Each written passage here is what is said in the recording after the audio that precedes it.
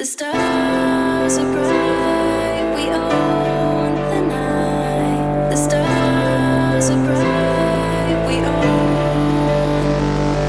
The stars are bright, we own the night. The stars are bright, we own.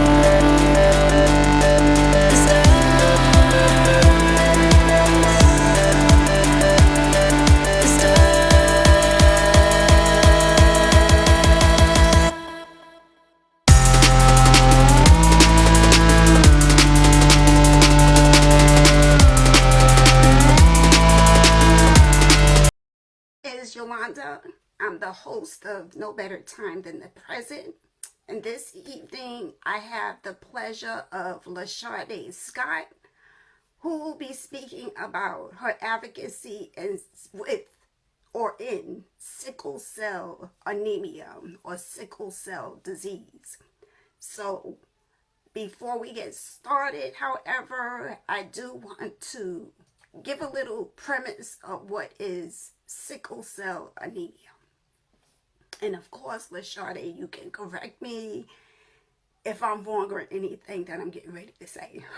Okay, so sickle cell anemia is one of a group of inherited disorders known as sickle cell disease, where the shape of the red blood cells are affected. Red blood cells are usually round and flexible, which move smoothly and they just flow a little bit more easily within our bodies. However, with sickle cell anemia or sickle cell disease, some of the red blood cells are shaped like sickles or crescent moons. Okay, so this type of particular cells, they're rigid, they're also sticky, and they can slow the blockage or the block of blood flow, okay, which is the premise of pain, versus what I said. Regular blood cells, it goes smooth, it's round. So think of it as now your blood cells are deformed to some degree. You know what I'm saying? I want to talk about the myths that are also thought of when people think of sickle cell. A lot of people feel that sickle cell disease is contagious. That is a myth. It is not, and it's actually a genetic disease or condition, and people are born with it. Okay. Another myth is only Black people are diagnosed with this. Newsflash, no, that's not true. Okay, the fact is, while the origins of this particular disease is quite known in Africa, believe it or not, there are other ethnic racial groups that are also diagnosed with this, including people who are Caucasian, people who are Hispanic, and people from India. Okay, so last and not least, the life expectancy is small at the age of 20. That is not true either. Life expectancy can range between the ages of 53 to 55 years of age. Okay, so those are some of the myths. Now I'm gonna bring in Shardae. Hi, Hello, Queen. how are you? How are you? Good. Thank you for inviting Oh, me. you're so welcome. Thank you for accepting. So, you hit everything on the nail. I would just say with the expected life expectancy, I have patients that are living well past their 50s and 60s. Okay. So, um, I really try not to put a time or age on individuals that are impacted by sickle cell disease, only because, I mean, we can be perfectly healthy and die, have a car accident, any of those things. With the advance in science and things like that, life is a lot more promising for patients. Exactly. I totally get it. let's back up a little bit because I forgot your bio. Okay, so let me bring that back in. Okay, so everyone, again, I'm speaking with Shardae, okay, who is the president and CEO of the Scott Center for Observation, Treatment, and Transition. She received her bachelor's in social work and communications from Eastern Michigan University. She has a master's degree in mental health and chemical dependency. She also, with graduate certificates in nonprofit management and grant writing.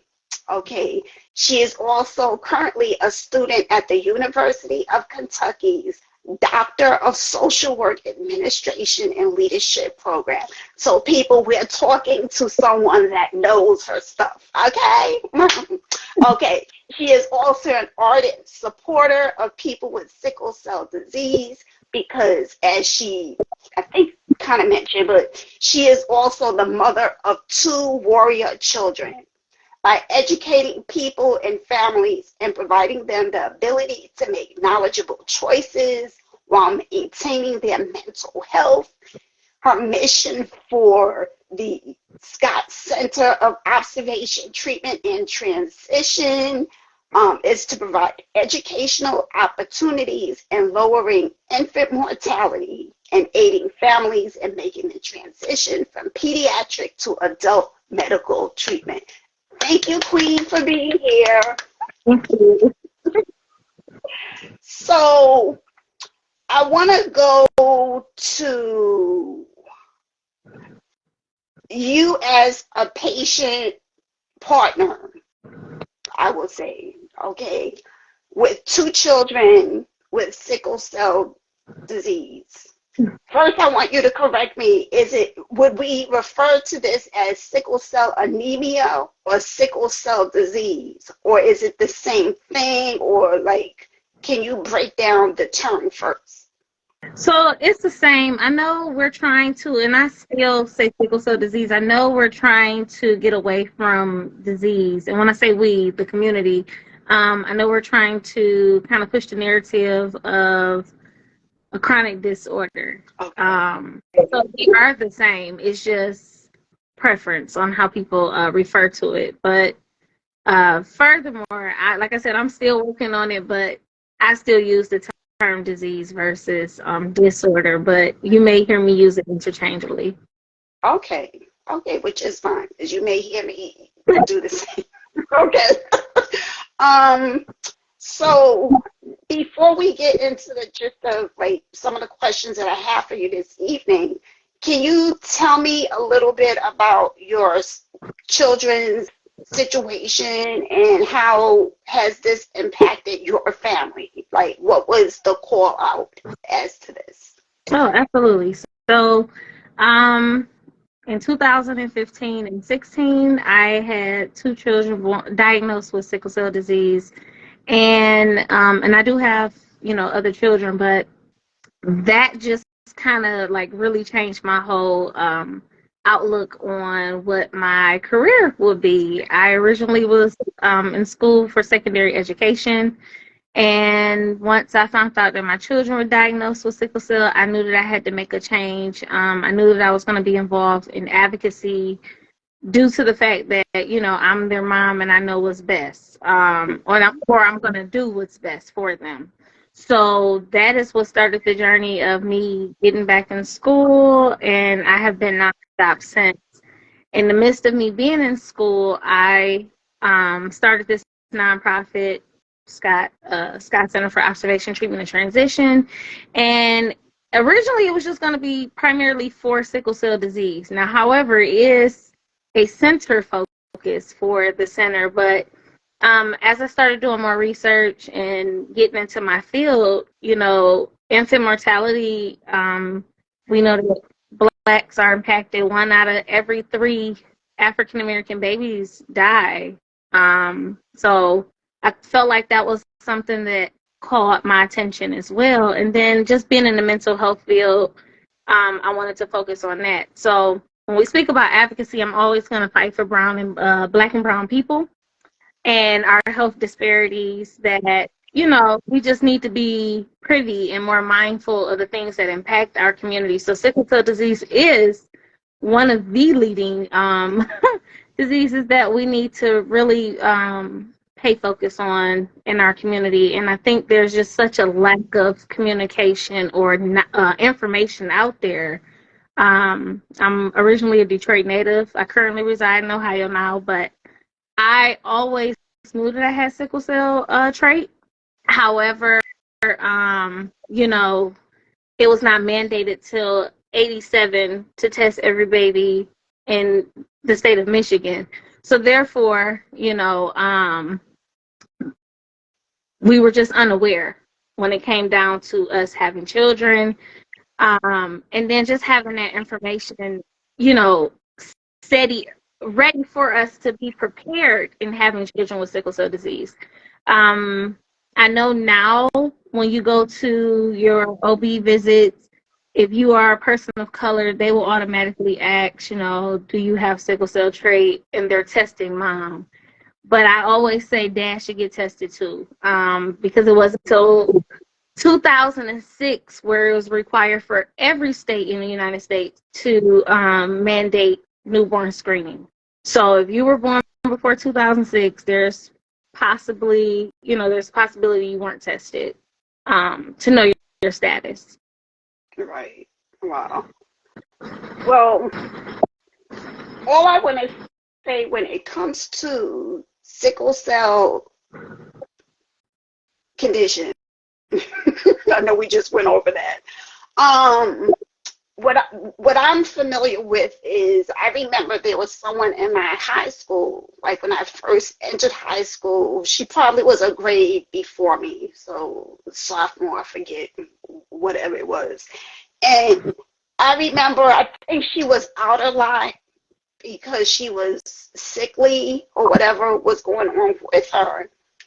But from what I remember, it could be hazy because that's like many moons ago. But I feel like she kind of gave like a little educational conversation of I have sickle cell and, given her condition, how she feels and all of that. Now, she was like a B girl for those of a certain age. She was like the fly. She was part of the fly team. So she was all Gucci up, so it's like, oh, okay, this girl has something going on, but obviously she's still of that clique. That's what I recall of sickle cell. Of sometimes you see her in the class, sometimes you didn't, and then, life kind of went on, so I don't know what happened to her, And then I also recall some years, I want to say just before I was diagnosed with multiple myeloma, my family had this huge family reunion in South Carolina. So there was a cousin who had sickle cell. And I was like, oh, so actually, no, maybe I was just diagnosed trying to understand multiple myeloma. And then, oh, even though this was a distant cousin, but then the brain was thinking things like, I wonder if this is related, but how is this going on?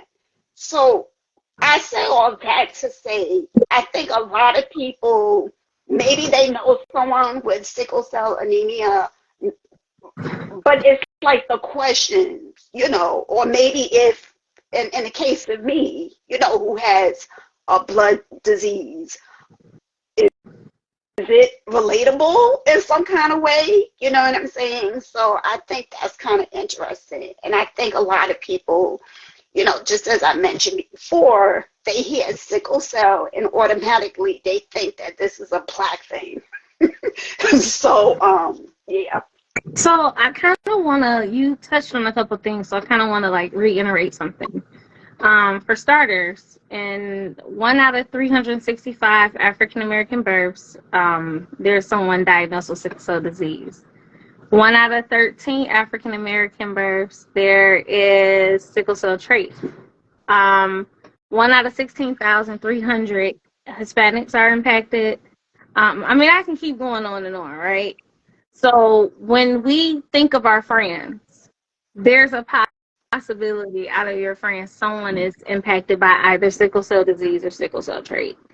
And I say that because a lot of times people do not want to become their diagnosis.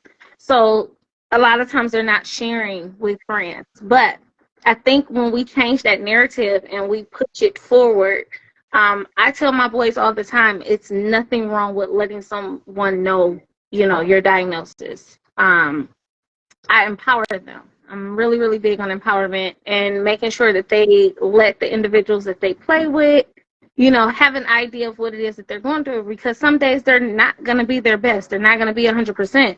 So just knowing their limitations, being able to speak on the things, my children are on different medications. So they'll let you know, hey, I have sickle cell. I can't do that today. I can't, I don't tell them what they can't do. I allow them to say what they're not able to do in that time, just because I'm not in their body. But the reality is, I think in our community, and when I say our community, Black community, we do not share a lot of the things that we experience. It's kind of that old mentality, like what happens in my house stays in my house. I don't really believe in that. I think we have to speak up and speak out about the things that are impacting our community or our households in general, because someone else is dealing with that. Sickle cell has definitely, we've managed in our household. There's a lot of things that have changed, of course, within these last 8 years. When COVID had taken place, it was nothing new for my household because we lived as if we were dealing with COVID on a regular. The constant hand washing, people not coming over if they have a cold, all of these things. So COVID was really like, now you guys have to see what we deal with on a day-to-day basis. So the sickle cell community was not really impacted too much as far as like change. We've been doing those things. So to me, I think it's just a matter of, I keep using that terminology, change the narrative. I think we have to continue to spread the awareness, share our story, and make family members and friends privy of what's going on, because that's how you get the information about.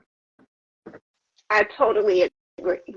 I think, and as you mentioned, within our community, we're really kind of horrible with certain things, because I know other situations I've had in my own medical situation. It's kind of like, oh, well, my mother had X, Y, and Z. And I'm like, oh, okay, well, why wasn't this ever mentioned? It's just a thing. I feel sometimes we kind of suffer through whatever is going on in silence and not realizing that it can trickle down if it is a hereditary, whatever the situation is or whatever. So let me ask you, what is something about this disorder that you didn't know until your boys were affected? Oh, I'm gonna be honest. So my first experience with knowing anybody with sickle cell, I was in a hospital. I had to been about 16 years old. I was in the hospital. I can't even remember what I was there for, but I remember sharing a room with a young girl who had sickle cell, and she cried all night. She was in so much pain. I couldn't even think about what I was going through because I would hear her cries, and I remember that. So when I found out that my children had sickle cell, that was the first thought that I thought of about that young girl being in all of that pain and crying all night. But what I will say is what I was not prepared for was the fact that I was going to have to uproot pretty much everything. Like I couldn't hold a job at one point because my one son, he was in and out of the hospital so much. Wow. Even sickle cell related, it was more so the fevers. So anytime a sickle cell patient has a fever of 101 or higher, they have to go to the emergency room because there's a possibility that there can be infection in the bloodstream. Um, this one particular time, my son actually had strep pneumo, so he had bacteria in his bloodstream. And I want to say I was in the hospital for over 2 weeks. I can tell you that. So, um, of course, a lot of employers are not understanding. I couldn't hold a job long enough to get the FMLA.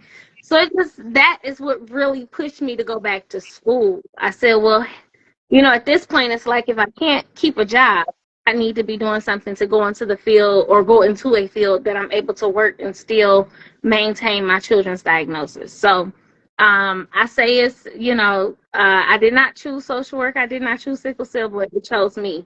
And I told myself that I was going to make sure that I did everything to help this community, in light of my situation, turn, such a, what can be seen as a negative thing, I've made it kind of like my own positive, just reinforcing some things. I believe that children are a blessing. So, no, I did not set out to have kids with sickle cell disease, but that's just, those were the cards that were dealt.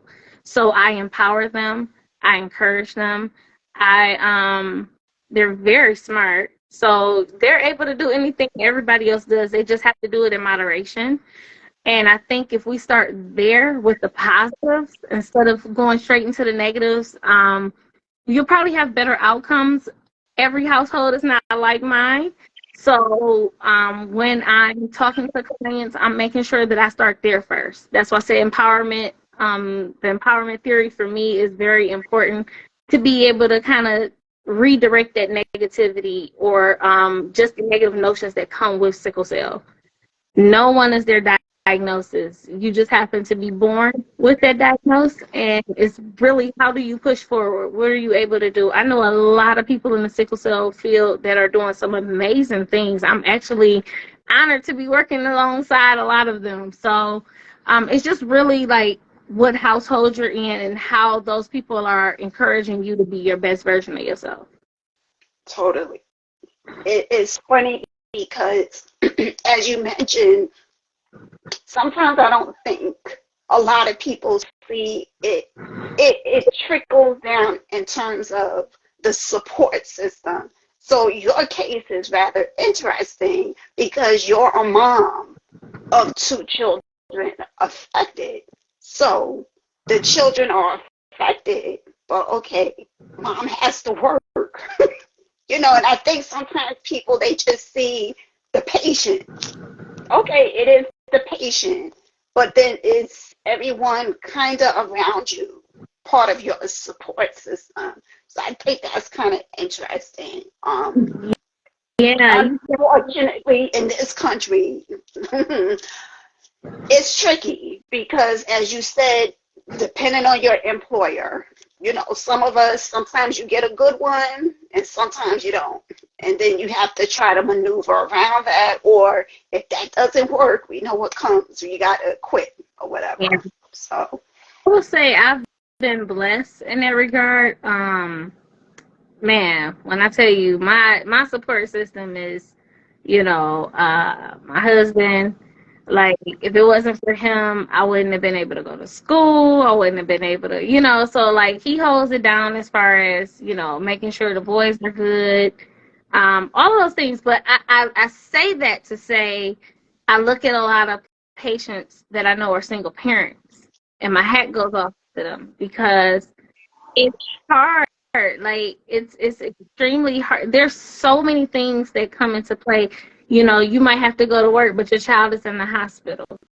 Getting some things in order with some of our programming, but that is one thing, one piece that we're trying to incorporate, so that people feel supported. Like I said, I could not imagine being able to do a lot of those things by myself, just because it's so many things that you have to keep in mind. Down from health insurance to just timing, making sure that everything is aligned down to the schooling with the kids. Like once the sickle cell patients reach school age, that's a whole nother piece. So when we talk about transition, because this is really where the nonprofit started from, there's family transition, there's medical transition, there's school transition. There's just so many pieces that are incorporated in, helping sickle cell patients be successful in that regard. Right. Um, so let me ask you, for those who are on now or those who watch the replay later, what are some of the symptoms that you're aware of as a mom of two that have this? What are like what are some symptoms that someone says, oh, sickle cell, even though I've read kind of about the cells and the shape of them, but who don't really understand the seriousness of that. So just to be very transparent, yeah, I do have two warriors, but they are day and night. No warriors are the same. So I just want to be very transparent when I make whatever comment. Um, I have one warrior who's been in the hospital, I don't know how many times. I lost count a long time ago. But have not been in the hospital since 2018. So that's a, Awesome. yeah. That's a blessing. Um, Hmm. he's been hospitalized once and he's 7. So it varies. Like, so when we talk about symptoms, I typically know when the boys are not feeling their best. So there's a decrease in activity, so they can run and run and run, but I can tell where there's like this huge fatigueness, and they're not interested in playing video games. You just know yourself. So like your norms, the things that you're interested in and that you do on a daily basis. I remember one time, my son had ran and ran and fell asleep under a tree because he was super tired from just running. He didn't know his limitation at that time, right? I'm very overprotective of my kids, so the weather, that is a huge component to a possible crisis. So if we're in the Midwest, it goes from extreme cold to warm to hot. The temperatures are different. They're never really the same. So that's something I have to be mindful of, and that can cause a pain episode.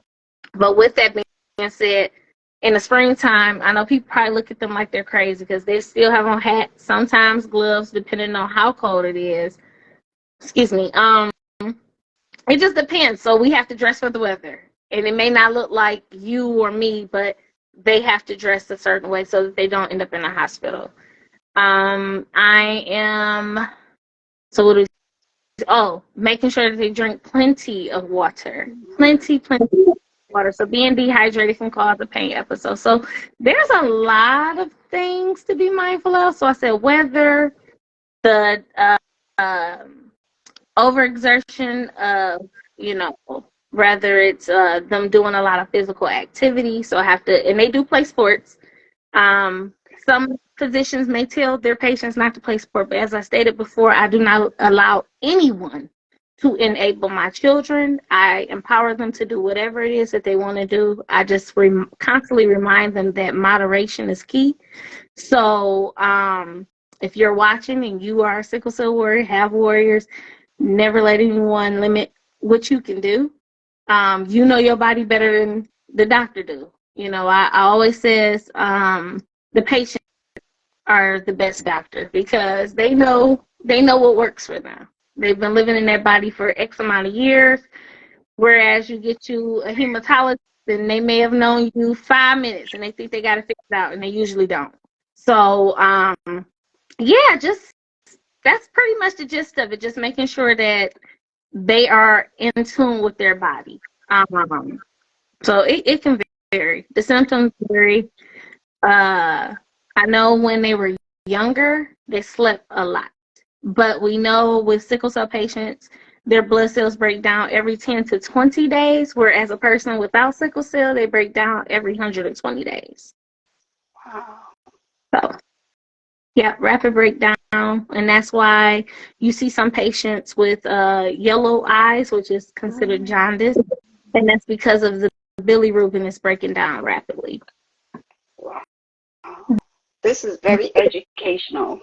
It really is because, like I said, I think a lot of people, they hear, but they don't really understand. So it's very important. I'm happy that you're here to explain that. So you put in a lot of work. You know, I've already read your accolades and all of that good stuff. You're joining various outreach and all of these great things that you're doing. So how important is it to educate the community to this type of hematologic condition? I think it's very important. As I stated before, they say it's estimate 100 over 100,000 Americans. We've been saying that for a long time because there's no database for sickle cell patients or sickle cell trait patients. So when you think about cystic fibrosis, 30,000 Americans that live with cystic fibrosis. There are over, and they have a database that follows them from birth to death. Whereas sickle cell disease and sickle cell trait patients have no database. So every state is different. I know here in the state of Ohio, and I interned in Michigan, so I vaguely remember their process, but here in Ohio, we have a database. So we keep track of those through like a spreadsheet, like Excel or something like that. But there's no national registry. So we know that this is due to race because cystic fibrosis is impacted by Caucasians. Um, it really is it's systematic racism all across the board. However, I think that we are us educating and constantly putting this information in the forefront. Eventually, somebody has to invest. There's they say there's no money. There's money out there. It's money, and I don't mean this in a negative way or tone, but the reality is this disease is disproportionately affected by African Americans. So therefore, there's going to be no funds given because white people are not impacted. Or, you know what I mean? You look at breast cancer, you look at all these other orgs, and there's tons of money going into research. Why is it that money not being invested in individuals with sickle cell disease when we know that there, there's a lot of people affected and impacted by this disease? So yes, it's my mission to continue to drive the narrative and let it be known. Rather, that's through research. That is sort of why I went for my doctorate, so I can create funding on a lot of these topics. That's one. Two, I'm always going to speak whenever I have a platform to do so. So if I have to talk about it every day until I'm blue in the face, I'm fine with that. It's just more so making sure that others are aware, because I know what's going on. I'm living it every day, being raising children with this disorder. But at the end of the day, we are all human and we're guilty of this. So what does not impact us, we don't think about. So you just said what you're diagnosed with. I've never heard of it before, Right. So I mean, now I'm going to do my due diligence to look into it because that's just how my brain works. I love research. That's something I like to do. I like to learn about new things. But the average person is not doing that. They're not going out their way to figure out, well, how can we make this better, or how can we raise awareness on this matter? Because it does not personally impact them. But we see more in individuals when there's a personal connection. You know? So it's unfortunate. Like I said, I knew I had sickle cell trait my whole life. I knew people who had sickle cell disease, and never have I ever been so fully invested the way that I am because, once again, we know, like I said, we're all guilty of it. If it does not impact us, we're not really thinking about it. So that's the That most transparency you're going to get from me in this moment, because that's truth, is you true. know. And it's truth to the 10 power, unfortunately. You know what I'm saying? So let me go back because I have another question to kind of piggyback off of that. But what you probably answered, but I'm gonna probably say it anyway. Do you think this is like an American issue, or in part of the research that you've done, do you see this as like an issue in other countries as well? Yeah, Oh, okay. to is definitely a global or meta, as we would say in social work, but it is definitely, we in other countries they're not even doing newborn screenings, so that's Mm-hmm. more detrimental because now you have all of these babies that are undiagnosed. So that's one issue. Like I said, newborn screening had not taken place in every state in the United States until 2006. That's that's crazy. That is crazy. So there's a lot of countries that can't even afford the medication that sickle cell patients are taking right now here in the United States. So yes, when we speak about this is a global pandemic. This is I always say this is a public health issue. This is not, you know, I don't know any other way to kind of put it out there. I mean, the CDC covers quite a few things on their website pertaining to sickle cell, but I don't think people really understand how much of an issue this is. We're talking about every birth, and that was just for the United States. People that's impacted by this disease. It's just they don't want to be labeled because this is considered a black disease. A lot of people don't want to have that connection to sickle cell. I have patients that I've come across that are from Saudi Arabia. No, I'm like you have, and then we don't even want to talk about the religious beliefs, because patients from the age of basically to the age of 5, they're put on prophylax like penicillin and amoxicillin to keep from catching the pneumo, which is the bacteria in the bloodstream. And there's research out there that shows if you're on that medication that your child is pretty much safe from passing away before the age of 5 because patients are dying due to uh, bacteria in their bloodstream. So if there's yes, I'm gonna, like I said, the awareness is needed across the board. You know, as as you mentioned, it's kind of sad how sometimes a lot of people are just that tunnel vision. And as you said, if they're not impacted, and that goes for anything, Yes. any kind of condition, like, oh, you have cancer. Okay, well, I don't have cancer, so I don't have to worry about it. Oh, you got this blood thing going on over here. Oh, I don't know nobody with that. Okay, I'm still focused until there's that until, Yep. and that's really sad. Um, I can go so deep into that, like you brought up some good points in terms of, and I've had other shows where it's similar conversations, like who's mostly affected by some of these things. And though we don't want to always put a race thing, for people, like why does it always have to be race thing? Unfortunately, it is because it is that racial component and that disparity why some of us are dying, versus other people, or why certain people are in clinical trials and others are not. And then when it comes for me with the clinical trials, I also think that's a whole educational process because if the studies are out there and you're not actually going out there to have a conversation with the people, then the people are not really going to come to you, So that's like a whole other conversation, Yep. because that's like a real deep embedded conversation based on the history of why it's a trust thing going on.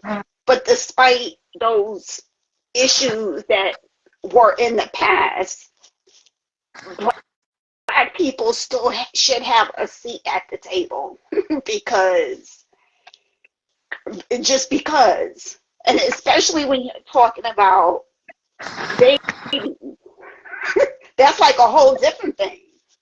Babies, of course, you want to save all the babies. So why is this not like a top tier conversation? You Well, know? you said a couple things. So first, if anybody's asking why is race always brought up, obviously they have a lot of privilege. So we need to look at who's saying that for one. Mm-hmm. And two, Okay. when there's a seat, I definitely pull up a seat and I make my presence known at the table. I have been so unapologetic on all of the ways that I have done my advocacy. So if I have to form that that table for me to sit at, then that's what I'm gonna do. Whether I have to bring a folding chair or whatever it is, it's going to be heard because at the end of the day, I'm a mom first. Bump all the accolades. And the things that I do is definitely not for accolades. It's literally me trying to make a difference in this particular community because it's needed. And it's something that has lacked for years. I've been on this earth for 35 years. And I feel at the end of the day, I did not know half the things that are even associated with sickle cell trait. There's things that I have to be aware of as a trait person. I can't scuba dive. I can't. High altitudes of flying can cause my blood to sickle. So me flying to Colorado, I need to ask for extra oxygen. Um, like I said, this Whoa. whole thing of the NAA, excuse me, the NCAA, they are requiring newborn screening results before you can play any sport at the collegiate level because patients have died on the field due to dehydration and overexertion. There is just so much information. I mean, this talk is not even long enough for me to go into all the details. So when we say, oh, it's just trade, or why we got to keep hearing about sickle cell disease, because people are dying at alarming numbers, and not people of color are dying at alarming numbers. And this is even outside of sickle cell. That's why I said infant mortality is something huge I'm into as well. But then when we talk about the mental health piece and these patients being able to cope because they are dehumanized and they're stigmatized with their diagnosis, it's just a whole world. So I take this very seriously. I may not have sickle cell disease, but at the end of the day, I can empathize because I am a mother and I'm raising my voice to be empowered, to feel, to know that their diagnosis does not define them and they are going to be the best version of themselves. As long as I have breath in my body, that is the mission and the goal that I am, pushing through my household. And that's with all my children. So I have the expectations for all of them to go to school, for all of them to be great, all of these things. So I would never allow outsiders to influence what it is that I am constantly pushing. Um, so just gotta, working on the world so that we can change the narrative on all of this negative connotation that comes with sickle cell disease and that, oh, they're lazy and they're this. No, their blood breaks down rapidly. They're tired. They're not lazy. They're tired. So we have to watch our word choice. And if you have a doctor that is not understanding or respecting what you're saying, then fire them. You have the right to do that. I believe in basically having someone who's going to listen to me, not tell me, but listen to me. So I'm real I, big on that. I totally agree. And you sound like a rock star mama. And I wish everyone had a little bit of that. Like as you said, a lot of people don't have that support or maybe knowledge of how serious certain things are. It's unfortunate, but I'm happy and so glad that you're out there in this area educating folks. So part of what you said I want to piggyback off of that. So we were talking about the racial disparity and all of that. So the work that you've put in, how effective can this sort of advocacy be? You know, as we was talking, some people don't want to talk about it. How effective can it be, considering there's really not that much data as it should on this? Um, I think it's very effective. In recent years, there has been a lot of different research and things of that sort. I've been to Capitol Hill for a couple of these things. I've done some virtually due to COVID. Um, so just kind of getting involved. So like if you really want to know what's going on in the sickle cell world, you can reach out to a lot of your local support groups. You can reach out to your community-based organizations because they're at the grassroots level. So we're putting the work in. You guys might not see it all the time, but you might see the end result. So there has been some policies or legislation that has been set in place for sickle cell patients, and there's a lot of bills that's on the table right now to kind of help infiltrate some new, whether it's drug therapies or just making sure that we're meeting the patients where they're at. You may see a lot of things that's being put on social media because the day and age that we live in now, social media is like the biggest thing, right? It is. So, in that regard, when we talk about, like I said, every platform, every table I sit at, I'm going to mention it. I'm going to talk about sickle cell because it's something that has to always be put in the forefront. We cannot let this die. We're basically reinventing the wheel in a lot of ways, and I'm so disheartened by that because when you think about the Black Panthers, they were already doing this work. They were going knocking door to door, asking if you wanted to know your sickle cell status. They started the WIC programs, all of these different things. So we're reinventing the wheel in a lot of in our Black and brown communities. We're reinventing the wheel, unfortunately. But what I will say is, it's okay. But now I cannot let legacy die. The things that I'm doing, that's why I created Scott. I cannot let my legacy die. I have to let this continue on even after I'm gone. So if I have that model or that plan written out, then we can continue.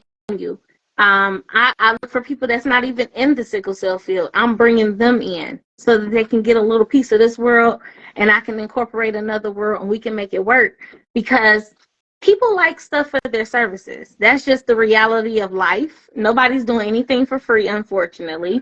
I'm just a giver by nature. I love community service. I've always been that way. So a lot of times now I'm just kind of implementing that along with my passion, and when you have passion, it's different than someone that's doing something for monetary gain all the time.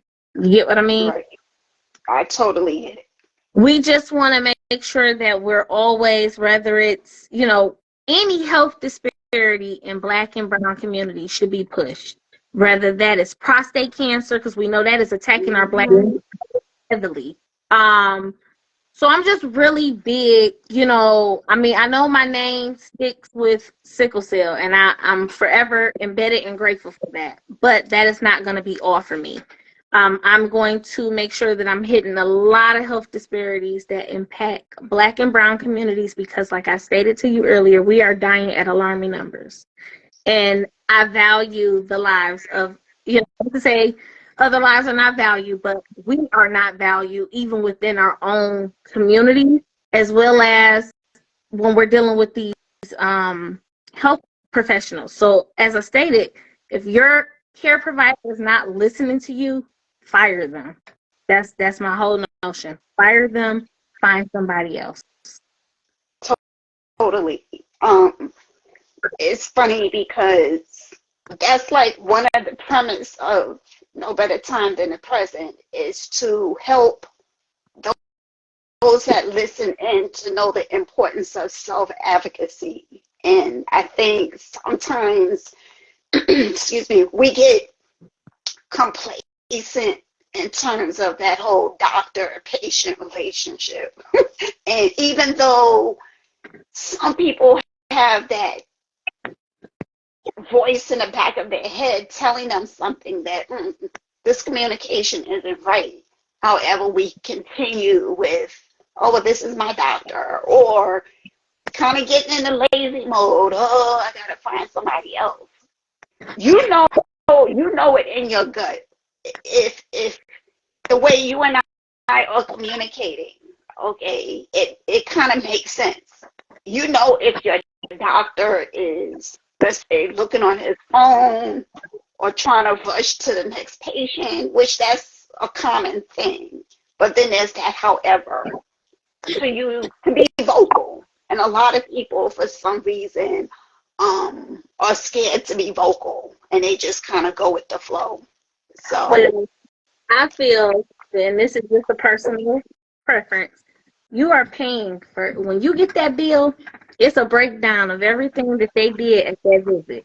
So if you are not receiving the adequate service, you're, you mentioned, I always speak on doctor-patient communication. You're not hearing me. You don't see. We know that it's proven that people receive better health care outcomes when they go to people that look like them. That we know that when we go to individuals that do not look like us, a lot of times there's just barriers to the language that we speak, because we know there's a certain, like how you and I are speaking there, there's a certain type of, re- language that we speak to one another, because we that whole vernacular is a little. us Mm-hmm. melanin folks, but Mm-hmm. I say all that to, even my kid's hematologist, I interviewed him. Now, it's funny because it's a weird situation, but I interviewed him, and I did not take them there initially. We also have a working relationship, so eventually I took them, but that was because I got to know him for who he was.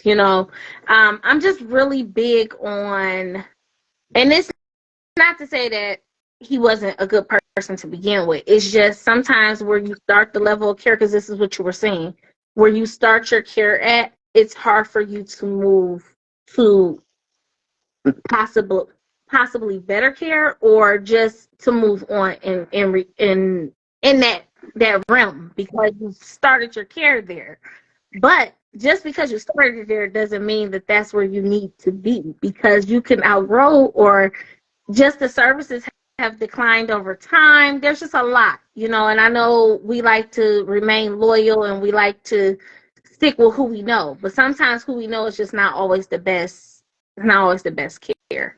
Um, so I say all that to say, you want to make sure that doctor or that nurse practitioner is meeting the needs of what it is what you really need. I totally, I totally hear everything that you're saying. As you mentioned, yeah, a lot of people do get comfortable with their doctor. And I kind of think of the situation that I was in. I was literally ready to change my PCP, primary care practitioner, because it was just time, nice man and all of that. Not that I wanted him to tell me that, oh, you're sick or anything. But then, sometimes it's just kind of like, okay, I have a doctor. It's just kind of like go with the flow. It's just not swinging the way you want it to swing. And what I can say, and I've said this prior, he was the one that, though it was kind of, I don't know what's the word. The whole relationship was kind of like, I'm over this. He was the one that did call out that my protein level was high. So at least he did that part as paying attention to the labs, and early enough, allegedly. Okay, I don't want to talk about it, but allegedly, hopefully I didn't have this high proteins for 2 years and you just telling me year 3, but allegedly, because he was pretty good over the other years, telling, the blood work is this, that, and the other. But sometimes, yeah, sometimes it's kind of like, okay, you know. And I say that to say I did end up leaving him, even though he did call something was off, you know, because the relationship, okay, now I have this crazy condition, so now we have to up the tier, you know, and you got to go. Okay. No, no, you know, no trying to harm your feelings, but that's what it is, you Yeah. know. Yeah, you mentioned I will say this. So now everything is on this phone or on these apps. You're able to keep track of your language yourself. And that is a way to kind of have that open communication with your care provider to say, hey, well, what does this mean? You know, so like sickle cell patients, they know their retic count, they know their hemoglobin levels. They have to know these things because anything under 5, they have to get blood transfusions. If their hemoglobin is lower than 5, they have to get a blood transfusion. So Wow. it's important to know a lot of those labs and become acquainted with the results, or just knowing the terminology. I started off self-teaching myself before I went through an actual class to learn a lot of the, medical terminology. But yeah, I think it's important, even if you don't have sickle cell, even if you don't have, any diagnosis, just knowing your health, your lab results, and knowing what that's looking like, and keeping record of that, just in case something comes down the line. You can say, hey, well, that was not told to me last year or 6 months ago. What happened? How did this come about? And then somebody got some explaining to do. Exactly. You know, it's so much I can say on that, but I feel, and I think I've said this before, I feel sometimes some of us don't want to do the work. Like, you know, I had this conversation, we did a show last year, and sometimes I feel people, they want to go to the doctor, those who get their yearly checkup or whatever the situation, and they want the doctor to say specifically that everything is good. And we all want that. We all want to come in, leave out, everything is good. However, you may have had that headache for a year, and just because you going in for this blood work, all the blood work is good, but it's not picking up other things because, hello, maybe you need other testing. Yeah. And unfortunately, that's telling you your doctor's not really popping and doing what he's supposed to do. Because if you've been complaining about a headache for a whole year, then it's going to be more than blood work.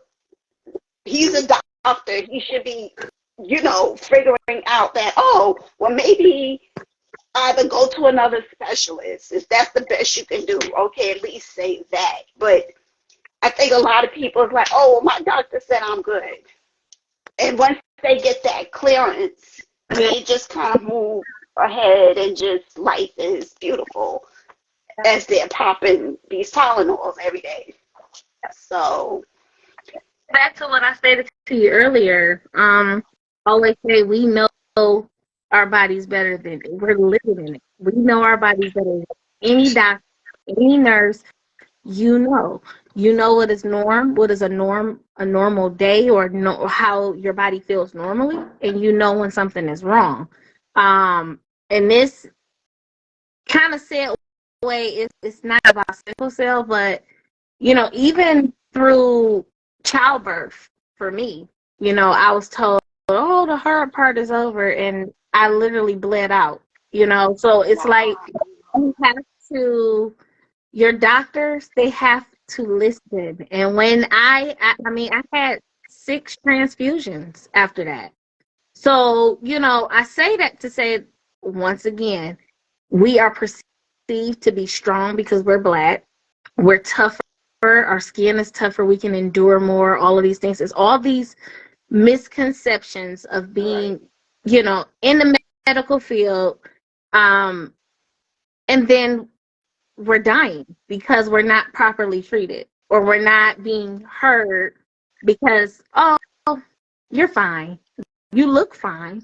Sickle cell patients look fine. You can't tell by looking at them that they're not doing well. It's the inside of their bodies that is doing the most damage.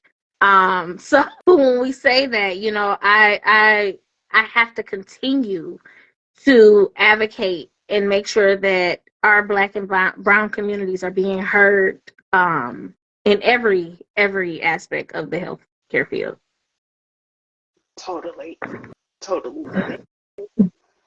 So, as we're up with time, what parting words would you tell someone who is either a care partner to a loved one or who's coping with this themselves? Okay, so I got a couple things. So the first thing for the parents of that are caregiving, you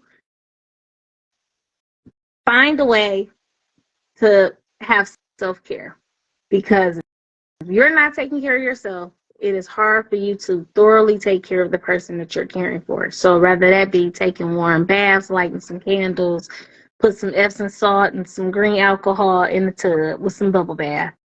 That may be your self-care tip. I know that one. Know that the work that you're doing is not in vain. I know days are hard, but you'll get through it. And if not you, then who will take care of that individual? So keep that in mind. As far as the patients that have different diagnoses, I say feel empowered, be empowered, walk in your purpose, live in your purpose. Do not let people enable you and tell you what you are not able to do because of. That is not true.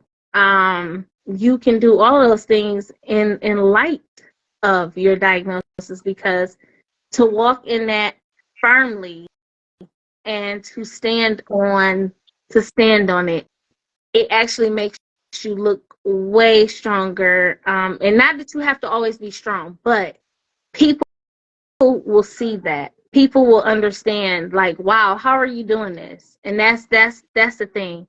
Even superheroes have to take their capes off at times, but the reality is they're still saving the world every day, right? So They are. just living your purpose. That's my advice.